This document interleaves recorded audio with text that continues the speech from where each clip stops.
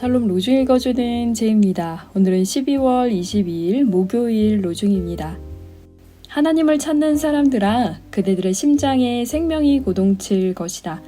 시편 69편 32절.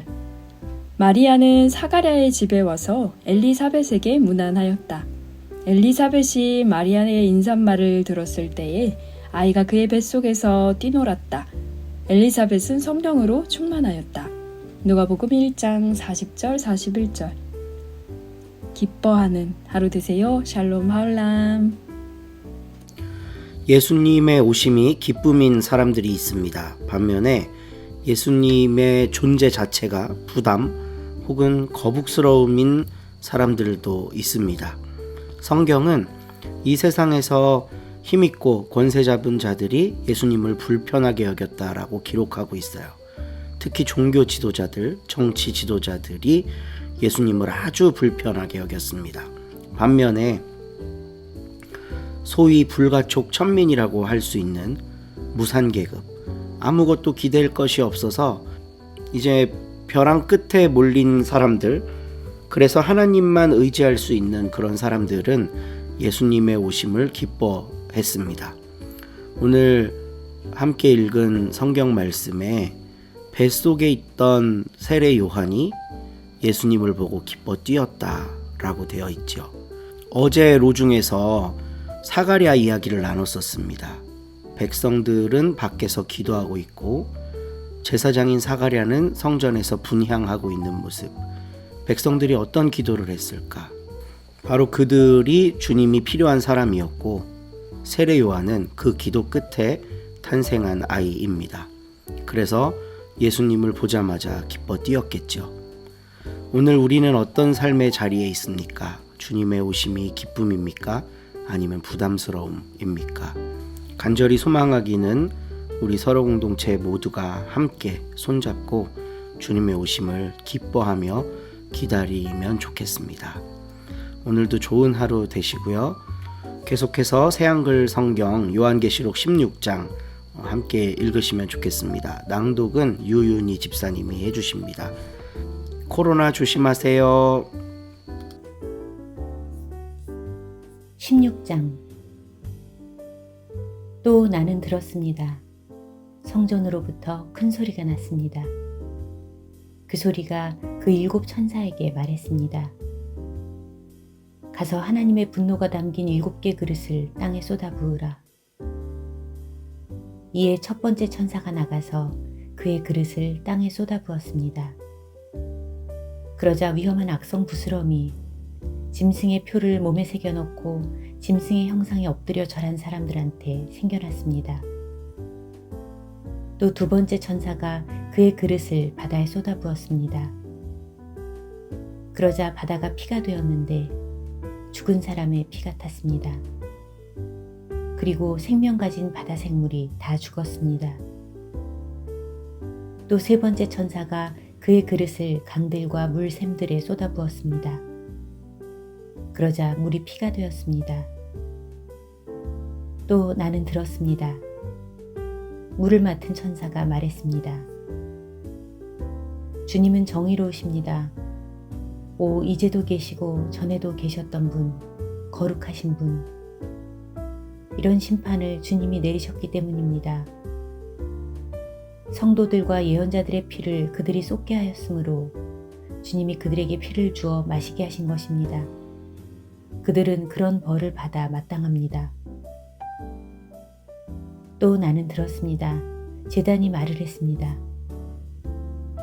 그렇습니다. 오 주 하나님 전능하신 분, 참되고 정의롭습니다. 주님의 심판은. 또 네 번째 천사가 그의 그릇을 해 위에 쏟아부었습니다. 그러자 해에게 사람들을 불로 태울 권한이 주어졌습니다. 그래서 사람들이 불타는 대단한 열기로 타버렸습니다. 그렇지만 사람들은 이런 재앙들에 대한 권한을 가지신 하나님의 이름을 모독했습니다. 회개하지도 않고 그분께 영광을 돌리지도 않았습니다. 또 다섯 번째 천사가 그의 그릇을 그 짐승의 임금자리에 쏟아부었습니다. 그러자 그 짐승의 나라가 어두워졌습니다. 사람들은 고통스러워서 자기들의 혀를 깨물었습니다. 그렇지만 그들은 하늘의 하나님을 모독했습니다. 자기들의 고통 때문에 또 자기들의 부스럼 때문에 말입니다. 그들은 자기들이 한 일들에서 돌아서서 회개하지는 않았습니다. 또 6번째 천사가 그의 그릇을 큰 강 유프라테스에 쏟아부었습니다. 그러자 강물이 말라버려서 해 뜨는 쪽에서 올 임금들의 길이 마련되었습니다. 또 나는 보았습니다. 용의 입에서, 그리고 짐승의 입에서, 그리고 거짓 예언자의 입에서 더러운 영 셋이 나왔습니다. 그 영들은 개구리 같았습니다. 그것들은 귀신들의 영인데 징표가 되는 기적들을 해보이고 있었습니다. 그것들은 온 세상의 임금들한테로 가서 그 임금들을 모으려는 영들입니다. 하나님, 곧 전능하신 분의 큰 날의 전쟁을 대비해서요. 보라, 나는 도둑같이 간다. 복 있다. 깨어서 자기 겉옷을 입고 있는 사람은. 그래서 벌거벗고 다니다가 사람들이 자기의 부끄러운 모습을 보게 하는 일이 없는 사람은. 그 세 영들이 임금들을 한 곳으로 모았습니다. 그곳은 히브리 말로 아마겟돈이라고 불립니다.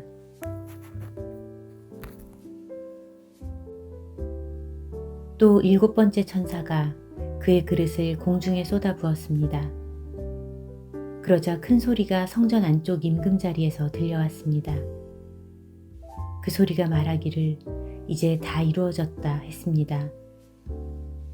그때 번개들과 소리들과 천둥들이 울렸습니다. 또 지진이 일어났는데 엄청났습니다. 이런 지진은 사람이 땅 위에 생겨난 때로부터 없었습니다. 그 정도로 지진이 엄청났습니다. 또 그 큰 도시가 쪼개져 세 조각이 되었습니다. 다른 민족들의 도시들도 무너졌습니다. 바빌론 그 큰 도시가 하나님 앞에서 기억되었습니다. 그래서 그 도시는 하나님의 진노를 담은 분노의 포도주잔을 스스로에게 주어야 했습니다. 그러자 섬이란 섬은 다 사라졌습니다. 산들도 찾아볼 수 없었습니다. 또 무게가 1달란트쯤 되는 큰 우박이 하늘에서 사람들 위로 떨어집니다. 그 우박 재앙 때문에 사람들이 하나님을 모독했습니다. 우박 재앙이 너무나 엄청나기 때문입니다. 아멘.